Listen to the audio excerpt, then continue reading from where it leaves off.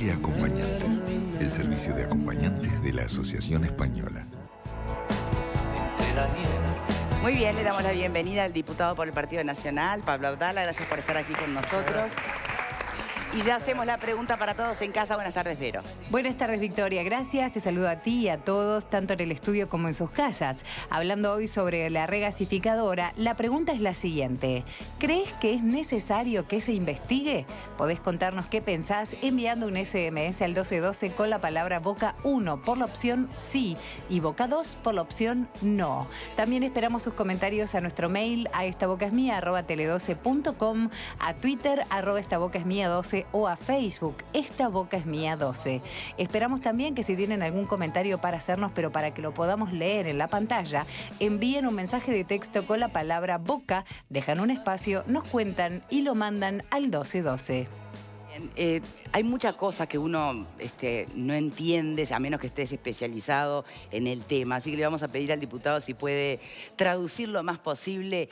¿Qué pasó con la regasificadora? Sabemos que fue un proyecto en el contexto de diversificar nuestra matriz energética, que era fundamental esta planta para poder transformar de vuelta el gas licuado en gas natural, para, en ese sentido, poderlo utilizar nosotros. ¿Qué pasó con ese proyecto? Bueno, esa es la pregunta que nosotros también nos hacemos y por eso estamos impulsando un proceso de investigación. Ahora, algunos antecedentes que pueden ser útiles a los efectos de situarnos en esta discusión. En determinado momento, el gobierno de la República, en el periodo pasado, resolvió avanzar en la construcción de un proyecto para construir una planta regasificadora, un proyecto que inicialmente era una obra binacional con la Argentina, es decir, los dos países compartíamos la inversión y el riesgo y por lo tanto compartíamos después la producción y sobre todo Argentina, que es mucho más demandante que nosotros, obviamente, de gas natural, aseguraba el consumo de la mayor parte de esa producción que está prevista para 10 millones de metros cúbicos diarios, pero en determinado momento el gobierno de la señora Cristina Fernández de Kirchner, por razones que, bueno, habrá entendido necesarias y convenientes, resolvió salirse de ese proyecto, por lo tanto, dejarlo exclusivamente a la merced del gobierno uruguayo, que frente a eso tenía dos opciones: o darlo por terminado y por concluido porque seguirlo en exclusividad o solitariamente podía implicar asumir un riesgo, como efectivamente ocurrió, o hacer lo que hizo, que es precisamente eso, resolver que la obra había que hacerla de todas formas y por lo tanto embarcarse en lo que yo creo era una aventura que implicaba la construcción de una obra de esta magnitud de más de 1.200 millones de dólares de inversión, en una zona muy discutible, y los hechos demostraron que no era la más indicada para construir este tipo de infraestructuras, en una zona offshore, es decir, no en tierra firme, sino en la zona de la bahía de Montevideo, que quedó claro que es una zona con niveles de sedimentación muy altos, donde se gastaron muchísimos recursos en dragado, mucho más allá de lo debido, porque los estudios de suelo o no se hicieron, o los que se hicieron estaban realmente muy mal calculados. Y además, involucrándose el gobierno e involucrando al país o embarcando al país en la concreción de un proyecto que nos iba a llevar a producir 10 millones de metros cúbicos diarios cuando el consumo nacional no supera los 200 o 300 mil y que desarrollando el mercado del gas, en ninguna hipótesis o en la hipótesis más generosa llegaría, pongámosle, al 1.000.000 de metros cúbicos. Entonces se da un contrasentido desde el punto de vista de la viabilidad económica, y es que nosotros íbamos camino a tener una obra, en este caso, para generar determinado insumo, determinada mercancía, un insumo energético que es el gas natural, en función de la cual el 90% de lo que íbamos a producir estábamos obligados a colocarlo en el exterior. Y por eso ahora no sabemos qué hacer, porque no tenemos certeza de que ese 90%, esos 9 millones de metros cúbicos diarios de generación de gas, se los podamos vender a la Argentina. Y Argentina más bien nos está dando señales de frialdad y de que no tiene interés porque tiene sus propios desarrollos para abastecerse de gas natural. Esa es la explicación de qué es lo que pasó, lo que sabemos que pasó. Ahora, importa mucho saber qué es lo que pasó y no sabemos qué pasó, que es por qué se le adjudicó la obra a quien se le adjudicó, por qué las empresas que vinieron claramente fueron especulativas e incumplieron con sus obligaciones, por qué el proceso de selección que condujo a la elección de esas empresas fue tan irregular. Nosotros en la denuncia de esta comisión investigadora hablamos de irregularidades e ilicitudes y lo hacemos con responsabilidad y lo hacemos con documentos. Hay informes técnicos que en el proceso competitivo desaconsejaban adjudicarle la obra a quien se le adjudicó, que es el consorcio GNLS OAS. OAS, como ustedes saben, es la empresa que está vinculada a todos los escándalos o a buena parte de los escándalos que se dieron en Brasil. Y con eso, no quiero alargar mucho la introducción, pero hay otros elementos u otras aristas muy confusas. Se otorgó una autorización ambiental en una semana. Sí, el propio Dinara, El propio director de Medio Ambiente dijo, exacto, que había estado apurado, que fue ordenado para que saliera rápido el permiso. ¿Se presionado acuerdan? por su propio gobierno. Yo creo que eso es sintomático. Es decir, hubo un determinado apresuramiento. Jorge Rux, el actual subsecretario de Vivienda y Medio Ambiente.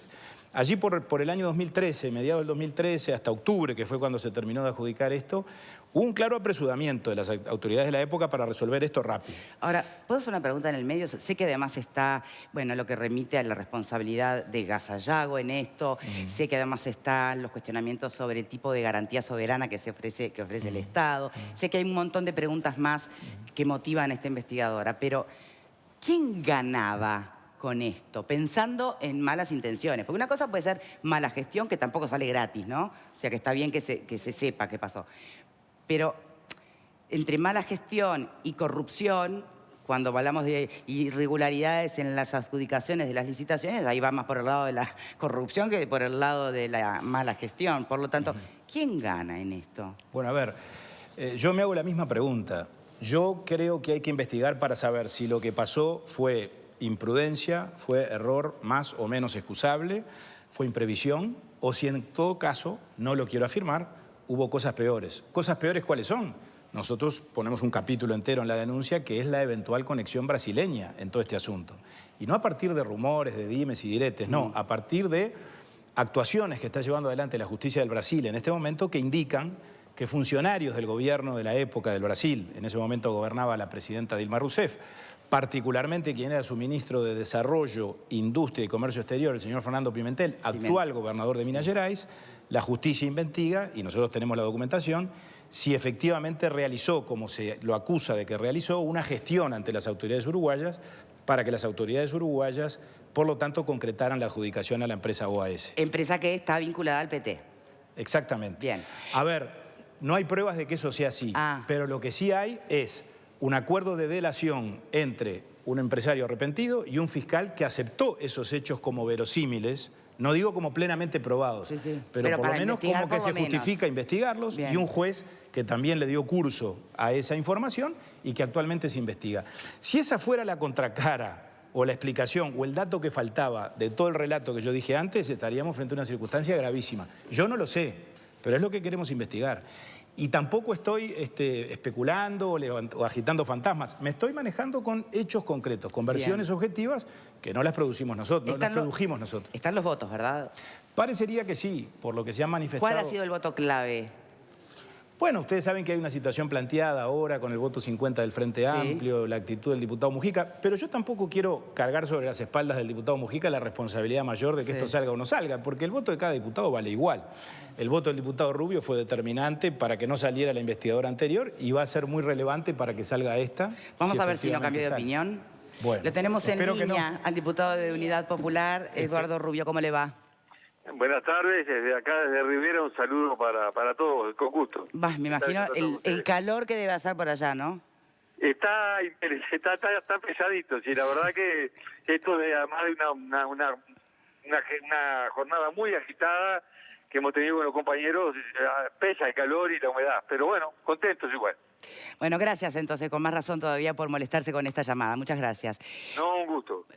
¿Confirma en este momento que va a estar su voto a favor de la investigadora? Mire, lo confirmaba ya en la intervención que hicimos cuando estábamos votando en contra de la otra propuesta de investigadora que hubo la semana pasada. Sí, por aire fresco. Sí, contra Venezuela, diría yo.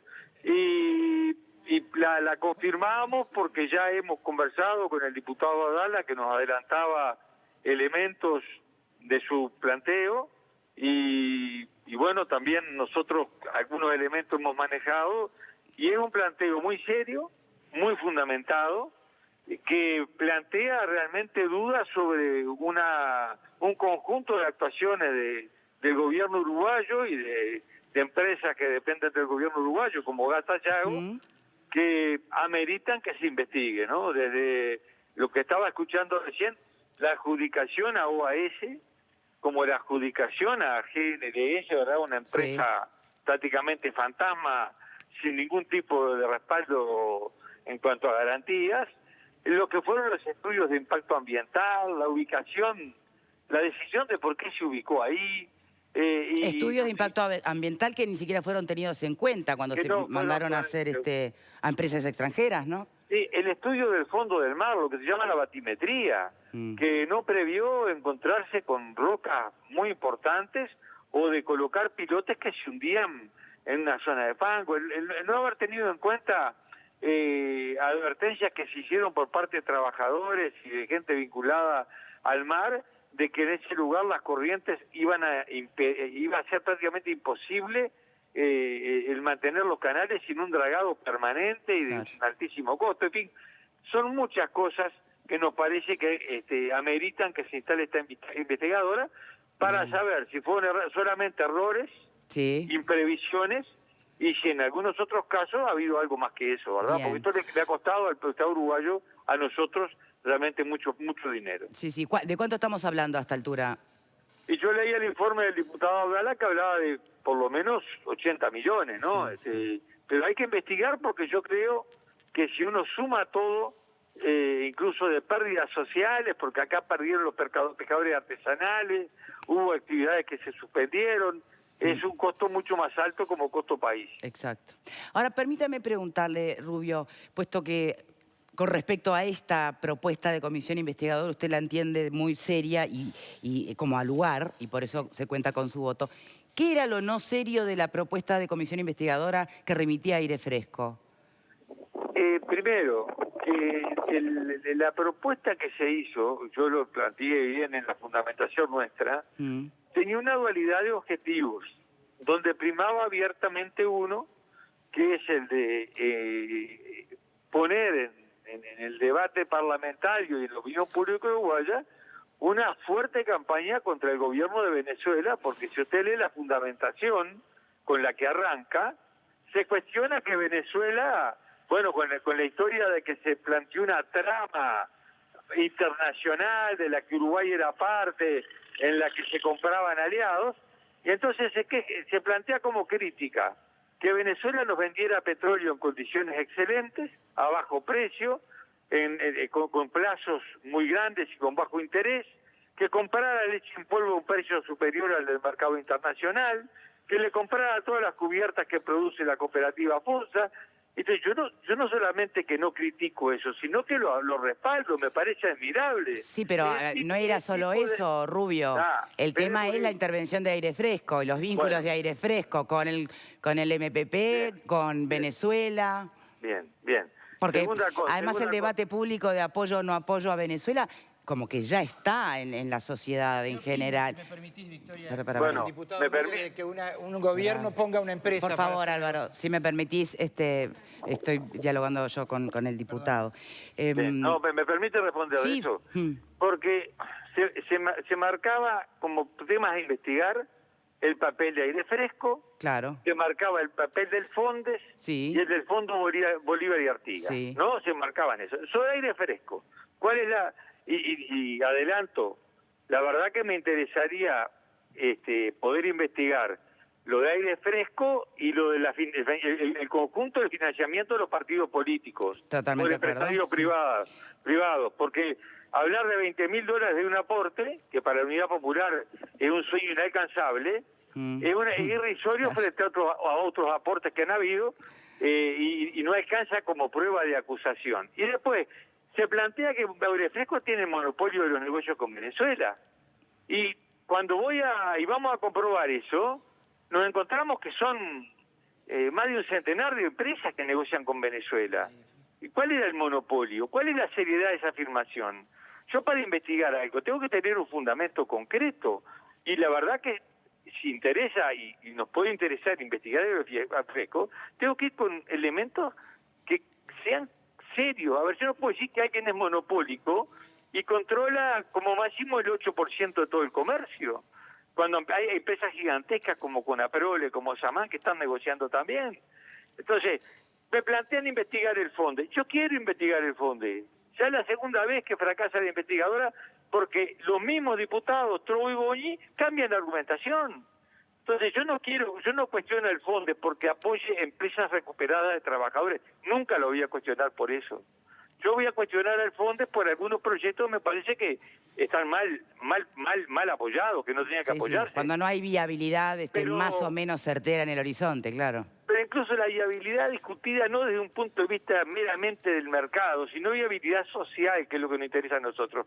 Pero tengo que ubicar esa investigación. Quiero investigar al Fondes. Yo no puedo meter en la bolsa todo porque Venezuela compra FUNSA. ¿Por qué? Porque es como que yo metiera en cada investigadora la crítica a la ocupación militar de Haití. Yo tengo que ubicarme en qué tema pongo cada cosa. Bien, ¿y usted no se le ocurrió presentar una moción para justamente que se investigue individualmente el Fondes, Bueno, en paralelo a Aire Fresco, si le parece pertinente? Bueno, mire, sobre el tema Fondes, no pierdo la esperanza de que, no digo esta legislatura, porque ahora está esto de la regasificadora, pero que podamos acordar con legisladores de otros partidos hacer un planteo serio para poder instalar Bien. realmente una investigadora. Bien. Pero un planteo que se remita a lo que queremos investigar. Sí. Desintoxicado de ideologías político-partidarias. Cada cual tiene su ideología y yo la respeto. Lo que nadie me puede hacer a mí bailar un pericón que no es el mío, ¿me entiendes? Lo entiendo. Cada cual se haga cargo de lo que quiere propagandear y difundir. Diputado Rubio, muchísimas gracias por esta llamada. No, gracias a ustedes por llamarme, un saludo a todo el panel allí, al diputado Abdala y a toda la audiencia. Muchísimas gracias. Gracias. Bien, ¿qué les parece lo que dice el diputado Rubio? Me gustaría decir algo. Yo no veo cuál es el fantasma de por qué no investigar. Tenemos una democracia donde hay independencia de poderes, se supone que la investigación va a ser seria, llevada independiente, entonces ¿por qué no?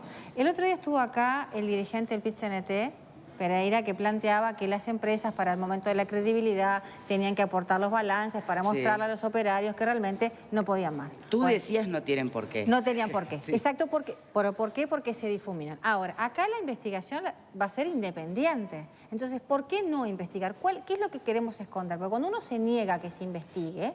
No, pero además hay una cosa, cuando se involucran dineros públicos, Exacto, es una cosa cuando se distinto. involucran dineros privados. Entonces, es distinto. ¿Cuál es el vínculo de la investigadora con el PIT-CNT? Me perdí. Es el que te digo. Ahí todo el mundo estaba de acuerdo Pero en si que no hay sí, que investigadora, no es por el PIT-CNT. No, pero pará. No Seguime está el diciendo razonamiento. eso. A todo el mundo le parecía bien que la gente, el PIT-CNT planteara que las empresas mostraran los balances como un signo de buena fe y de transparencia. Entonces, ¿por qué ahora parece mal cuando se pide que se investigue algo que se usó dinero público, dinero de todos? Porque esa plata que se malgastó... ¿Qué le parece mal, doctora? Y bueno, y si no están votando las investigadoras... Muy mal. No, pero si acabamos... Pará. Creo que estamos mezclando los temas. Estamos hablando en el capítulo que no se votó, En el la que no se investigadora votó de la Aire investigadora. Fresco. Está. Claro. En No, ese. porque el diputado está porque justamente hay votos pero suficientes para... Claro, pero ese es otro capítulo. Y Ahora bienvenido sea. Con la doctora estamos tenemos que enojados hacer con una Rubio. pausa. Claro, estamos Volvamos a la actual, volvamos a los cuestionamientos sobre la regasificadora. Quiero decir que Rubio estuvo muy claro, me parece, al revés. pero Rubio, yo desde quiero su decir algo perspectiva también. ideológica, No estuvo todo lo claro. contrario. No estuvo claro. No. Bueno, pero no es el tema del día, Yo no digo señor. que Fue una haya estado pregunta bien, de Yapa que haya que estado metimos. claro. No es lo que opina Rubio. Estamos hablando de la investigadora ahora para la regasificadora. ¿Ah? Es su opinión y vale como la de cualquier otra. Vamos a hacer una pausa y cuando regresemos retomamos esas razones con las que evidentemente hay consenso bastante general que han llevado a esta comisión investigadora. ¿Son 80 millones que vamos perdiendo o Un poco más, estamos cerca de 100. Entre 97 yo había leído por allí. entre los recursos públicos que lleva perdidos el Estado, más los recursos que las empresas privadas han invertido y no han tenido retorno. Bien, ¿y que se la van a cobrar a quién? Y creo que al Estado, Por probablemente. eso, o sea que le falta mucho Por esa garantía soberana famosa. Por esa garantía soberana, porque Bien. el concurso de OAS está destinado prácticamente que al archivo, porque OAS se fue y no le pagó a nadie. Bien, hoy es jueves, mira, tenían razón, no era porque acá me dicen que es jueves, día de Vía Confort. Me quedaba la duda. Los jueves es día de Vía Confort, son días únicos allí porque están las mejores ofertas. Hay 25% de descuento y si pagás además en 12 cuotas sin recargo con tarjetas del Banco República. Por ejemplo, este set King Size de alta densidad con Eurotop y dos bases por solo 12 cuotas.